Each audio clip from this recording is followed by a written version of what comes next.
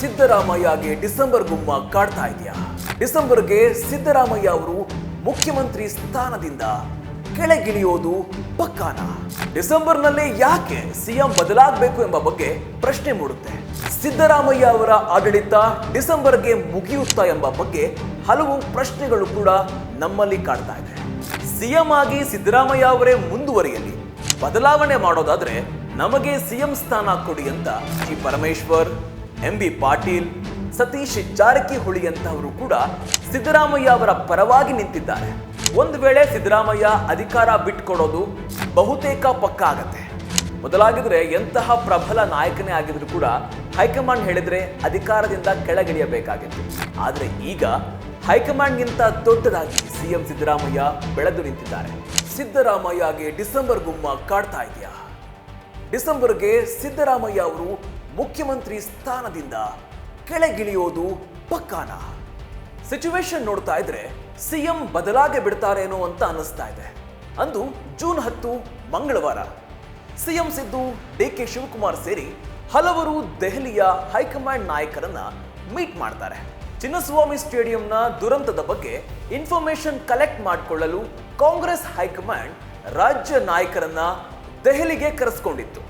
ಘಟನೆಯ ಬಗ್ಗೆ ತುಂಬಾನೇ ಬೇಜಾರಾಗಿರುವಂತಹ ಈ ಕಾಂಗ್ರೆಸ್ ಹೈಕಮಾಂಡ್ ರಾಜ್ಯದಿಂದ ಹೋಗಿದ್ದಂತಹ ನಾಯಕರನ್ನ ತರಾಟೆಗೆ ತೆಗೆದುಕೊಂಡಿದೆ ಅನ್ನುವಂತಹ ಮಾತುಗಳು ಕೂಡ ಕೇಳಿಬಂದಿವೆ. ಇನ್ನು ಈ ಮಧ್ಯೆ ರಾಜ್ಯ ಸಚಿವ ಸಂಪುಟದ ಪುನರ್ರಚನೆ ಬಗ್ಗೆ ಕೂಡ ಇಲ್ಲಿ ಚರ್ಚೆ ಆಗಿದೆ. ಒಂದಷ್ಟು ಸಚಿವರನ್ನ ಸಂಪುಟದಿಂದ ಕೈ ಬಿಡಬೇಕು, ಹೊಸಬರಿಗೆ ಅವಕಾಶ ಕೊಡೋದಕ್ಕೆ ಸಿದ್ದರಾಮಯ್ಯ ನಿರ್ಧಾರ ಮಾಡಿದ್ರು. ಅದನ್ನ ಹೈಕಮಾಂಡ್ ಮುಂದೆ ಕೂಡ ಇಟ್ಟಿದ್ದಾರೆ. ಆದ್ರೆ ಇದಕ್ಕೆ ಕಾಂಗ್ರೆಸ್ ಹೈಕಮಾಂಡ್ ರೆಡ್ ಸಿಗ್ನಲ್ ಕೊಟ್ಟಿದೆ. ಡಿಸೆಂಬರ್ ವರೆಗೂ ಯಾವುದೇ ಬದಲಾವಣೆ ಬೇಡ ಅಂತ ಕಾಂಗ್ರೆಸ್ ಹೈಕಮಾಂಡ್ ಹೇಳಿದೆ. ಈ ಹೈಕಮಾಂಡ್ ಸೂಚನೆ ನೋಡ್ತಾ ಇದ್ರೆ ಡಿಸೆಂಬರ್ನಲ್ಲಿ ಸಂಪುಟ ಪುನರ್ರಚನೆ ಅಲ್ಲ, ನೇರ ಸಿಎಂ ಕೂಡ ಬದಲಾಗಬಹುದಾ ಎಂಬ ಬಗ್ಗೆ ಅನುಮಾನ ಮೂಡ್ತಾ ಇದೆ. ಕಾಂಗ್ರೆಸ್ ಹೈಕಮಾಂಡ್ ಈ ಸೂಚನೆ ನೋಡ್ತಾ ಇದ್ರೆ ಡಿಸೆಂಬರ್ನಲ್ಲಿ ಸಂಪುಟ ಪುನರ್ರಚನೆ ಅಲ್ಲ, ನೇರ ಸಿಎಂ ಕೂಡ ಬದಲಾಗಬಹುದಾ ಎಂಬ ಬಗ್ಗೆ ಅನುಮಾನ ಮೂಡ್ತಾ ಇದೆ. ಈ ಬಗ್ಗೆ ಈಗಾಗಲೇ ರಾಜ್ಯ ರಾಜಕೀಯದಲ್ಲಿ ದೊಡ್ಡ ಚರ್ಚೆ ಆರಂಭ ಆಗಿದೆ. ಡಿಸೆಂಬರ್ನಲ್ಲಿ ಯಾಕೆ ಸಿಎಂ ಬದಲಾಗಬೇಕು ಎಂಬ ಬಗ್ಗೆ ಪ್ರಶ್ನೆ ಮೂಡುತ್ತೆ. ಯಾಕಂದ್ರೆ ಡಿಸೆಂಬರ್ಗೆ ಸಿದ್ದರಾಮಯ್ಯ ಅವರು 2ನೇ ಅವಧಿಯಲ್ಲಿ ಸಿಎಂ ಆಗಿ 2.5 ವರ್ಷ ತುಂಬುತ್ತೆ.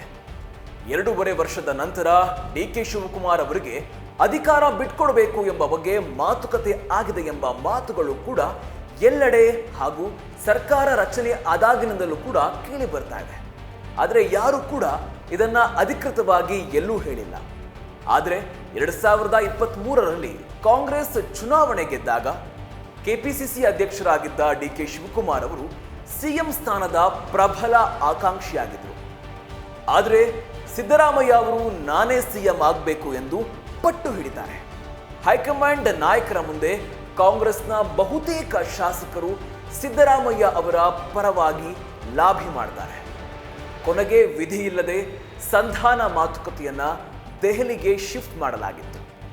ಅಲ್ಲಿ 2 ದಿನ ಮಾತುಕತೆಗಳು ನಡೆದ ನಂತರ ಸಿದ್ದರಾಮಯ್ಯ ಅವರೇ ಸಿಎಂ ಅಂತ ಘೋಷಣೆ ಮಾಡಲಾಗುತ್ತೆ. ಈ ಸಂಧಾನದ ವೇಳೆ ಮೊದಲ 2.5 ವರ್ಷ ಸಿದ್ದರಾಮಯ್ಯ ಅವರೇ ಸಿಎಂ ಆಗಿರ್ತಾರೆ. ಆನಂತರದ 2.5 ವರ್ಷ ಡಿಕೆ ಶಿವಕುಮಾರ್ ಸಿಎಂ ಆಗ್ತಾರೆ ಎಂಬ ಮಾತುಕತೆಯಾಗಿತ್ತು ಎಂಬ ಮಾತುಗಳು ಕೇಳಿ ಬಂದಿತ್ತು. ಆಗಾಗ ಹಲವಾರು ನಾಯಕರು ಈ ಮಾತುಗಳನ್ನ ಹೇಳುತ್ತಲೇ ಬಂದಿದ್ದಾರೆ. ಆದರೆ ಯಾರು ಕೂಡ ಈ ಬಗ್ಗೆ ಅಫಿಷಿಯಲ್ ಆಗಿ ಮಾತಾಡಿಲ್ಲ. ಆದರೆ 5 ವರ್ಷ ಸಿದ್ದುನೇ ಸಿಎಂ ಆಗುವುದಾದ್ರೆ ಡಿಕೆ ಶಿವಕುಮಾರ್ ಒಪ್ಪೋದು ತುಂಬಾ ಕಷ್ಟವಾಗಿತ್ತು. ಹೀಗಾಗಿಯೇ ಡಿಕೆ ಶಿವಕುಮಾರ್ಗೆ ಅಧಿಕಾರ ಬಿಟ್ಟುಕೊಡೋ ಮಾತಾಗಿದೆ ಎಂದೇ ಬಹುತೇಕರು ಭಾವಿಸಿದ್ದಾರೆ. ಡಿಕೆ ಶಿವಕುಮಾರ್ ಕೂಡ ಆಗಾಗ ಸಿಎಂ ಆಗುವ ಆಸೆಯನ್ನ ವ್ಯಕ್ತಪಡಿಸುತ್ತಾ ಬಂದಿದ್ದಾರೆ. ಇದನ್ನೆಲ್ಲ ನೋಡ್ತಾ ಇದ್ರೆ ಸಿದ್ದರಾಮಯ್ಯ ಅವರ ಆಡಳಿತ ಡಿಸೆಂಬರ್ಗೆ ಮುಗಿಯುತ್ತಾ ಎಂಬ ಬಗ್ಗೆ ಹಲವು ಪ್ರಶ್ನೆಗಳು ಕೂಡ ನಮ್ಮಲ್ಲಿ ಕಾಡ್ತಾ ಇದೆ. ಸಿದ್ದರಾಮಯ್ಯ ಅವರು 2013ರಲ್ಲಿ ಮೊದಲ ಬಾರಿಗೆ ಸಿಎಂ ಆಗಿದ್ದಾಗ ತುಂಬಾ ಆಕ್ಟಿವ್ ಆಗಿ ಕೆಲಸ ಮಾಡ್ತಾ ಇದ್ರು. ಕೊಟ್ಟ ಆಶ್ವಾಸನೆಗಳನ್ನ ಚಾಚು ಚಪ್ಪದೆ ಪಾಲಿಸಿದ್ರು. ರಾಜ್ಯದ ಆರ್ಥಿಕ ಸ್ಥಿತಿಯನ್ನ ಕೂಡ ತಕ್ಕ ಮಟ್ಟಿಗೆ ಕಾಪಾಡ್ಕೊಂಡು ಬಂದಿದ್ರು. ಆದರೆ ಈ ಬಾರಿ 5 ಗ್ಯಾರಂಟಿಗಳನ್ನ ಜಾರಿಗೆ ತಂದಿದ್ರು ಕೂಡ ಆಡಳಿತ ಯಂತ್ರ ಸುಸೂತ್ರವಾಗಿ ನಡೀತಾ ಇದೆ. ಗೃಹಲಕ್ಷ್ಮಿ ಯೋಜನೆ, ಈ ಒಂದು ಯೋಜನೆಯ ಹಣ ಕಾಲಕ್ಕೆ ವಿತರಣೆ ಆಗ್ತಾ ಇಲ್ಲ. ಗ್ಯಾರಂಟಿಗಳ ರೀಸನ್ ಇಂದ ರಾಜ್ಯದ ಹಲವು ಅಭಿವೃದ್ಧಿ ಕಾರ್ಯಗಳು ಕುಂಠಿತವಾಗ್ತಾ ಇದೆ. ಸರ್ಕಾರಿ ನೌಕರರಿಗೆ ಸಂಬಳ ಕೊಡೋದಕ್ಕೂ ಕೂಡ ಕಷ್ಟ ಆಗ್ತಾ ಇದೆ. ಹೊಸ ಯೋಜನೆಗಳನ್ನ ಕೈಗೆತ್ತಿಕೊಳ್ಳೋದಕ್ಕೂ ಕೂಡ ಇಲ್ಲಿ ಆಗ್ತಾ ಇಲ್ಲ. ಈ ಮಧ್ಯೆ ರಾಜ್ಯ ಸರ್ಕಾರದ ಸಾಲದ ಪ್ರಮಾಣ ಕೂಡ ಗಣನೀಯವಾಗಿ ಏರಿಕೆ ಆಗ್ತಾ ಇದೆ. ವಿರೋಧ ಪಕ್ಷಗಳು ಈ ರೀತಿಯಾಗಿ ಆರೋಪಗಳನ್ನ ಮಾಡ್ತಾ ಇದ್ದಾರೆ. ಈ ಮಧ್ಯೆ ಸಿದ್ದರಾಮಯ್ಯ ತಮ್ಮ ಜನಪ್ರಿಯತೆಯನ್ನ ಉಳಿಸ್ಕೊಂಡಿದ್ದಾರೆ. ಹಾಗಿದ್ರೂ ಕೂಡ ಈ ಒಂದು ಸಿದ್ದರಾಮಯ್ಯ ಮೊದಲಿಷ್ಟು ಆಕ್ಟಿವ್ ಆಗಿಲ್ಲ.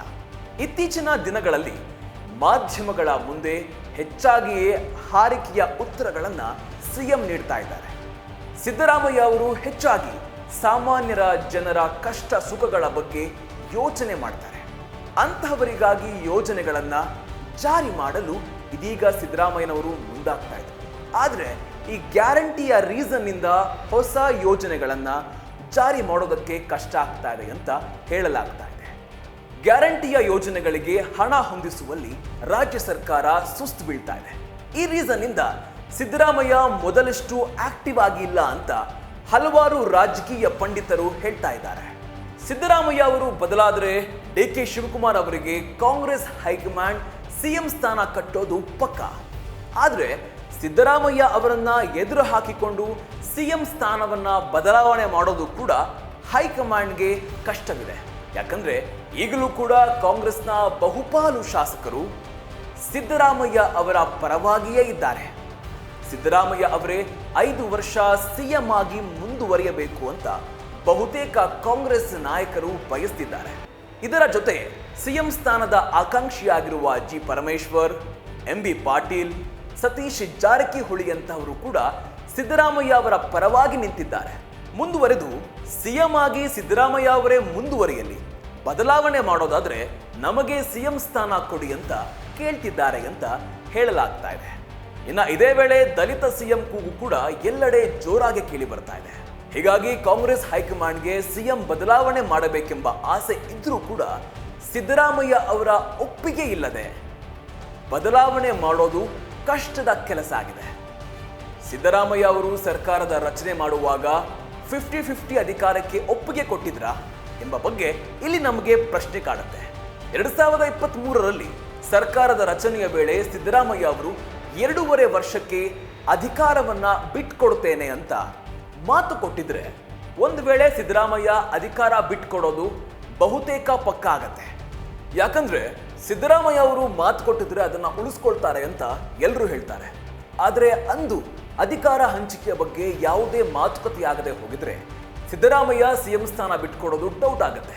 ಹೀಗಾಗಿ 2023ರಲ್ಲಿ ಏನು ಮಾತುಕತೆಯಾಗಿದೆ, ಕಾಂಗ್ರೆಸ್ ಹೈಕಮಾಂಡ್ ಸಿಎಂ ಬದಲಾವಣೆಯ ಬಗ್ಗೆ ಧೈರ್ಯ ಮಾಡುತ್ತಾ ಎಂಬುದರ ಮೇಲೆ ಸಿಎಂ ಬದಲಾವಣೆ ನಿಂತಿದೆ. ಸಿದ್ದರಾಮಯ್ಯ ಅವರು 2ನೇ ಬಾರಿ ಸಿಎಂ ಆದಾಗಿನಿಂದಲೂ ಕೂಡ ಸಿಎಂ ಬದಲಾವಣೆಯ ಬಗ್ಗೆ ಮಾತುಗಳು ಕೇಳಿ ಬರ್ತಾನೆ ಇದೆ. ಆದರೆ ಯಾವುದಕ್ಕೂ ತಲೆ ಕೆಡಿಸಿಕೊಳ್ಳದೆ ಸಿದ್ದರಾಮಯ್ಯ ಅವರ ಕೆಲಸ ಮುಂದುವರಿಸಿಕೊಂಡು ಹೋಗ್ತಿದ್ದಾರೆ. ಮೊದಲಾಗಿದ್ರೆ ಎಂತಹ ಪ್ರಬಲ ನಾಯಕನೇ ಆಗಿದ್ರು ಕೂಡ ಹೈಕಮಾಂಡ್ ಹೇಳಿದ್ರೆ ಅಧಿಕಾರದಿಂದ ಕೆಳಗಿಳಿಯಬೇಕಾಗಿತ್ತು. ಆದರೆ ಈಗ ಹೈಕಮಾಂಡ್ಗಿಂತ ದೊಡ್ಡದಾಗಿ ಸಿಎಂ ಸಿದ್ದರಾಮಯ್ಯ ಬೆಳೆದು ನಿಂತಿದ್ದಾರೆ.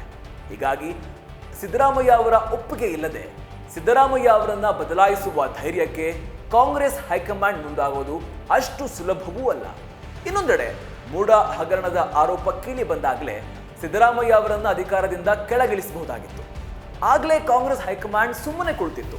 ಹೀಗಾಗಿ ಡಿಸೆಂಬರ್ನಲ್ಲಿ ಸಿದ್ದರಾಮಯ್ಯ ಅವರ ಒಪ್ಪಿಗೆ ಪಡೆಯದೆ ಹೊರತು ಹೈಕಮಾಂಡ್ ಈ ಒಂದು ಕಠಿಣ ನಿರ್ಧಾರವನ್ನ ಕೈಗೊಳ್ಳೋದು ಕಷ್ಟ ಆಗುತ್ತೆ. ಆದರೂ ಕೂಡ ಇಂಥದ್ದೊಂದು ಚರ್ಚೆ ಆಗ್ತಿರೋದಂತೂ ಸತ್ಯ.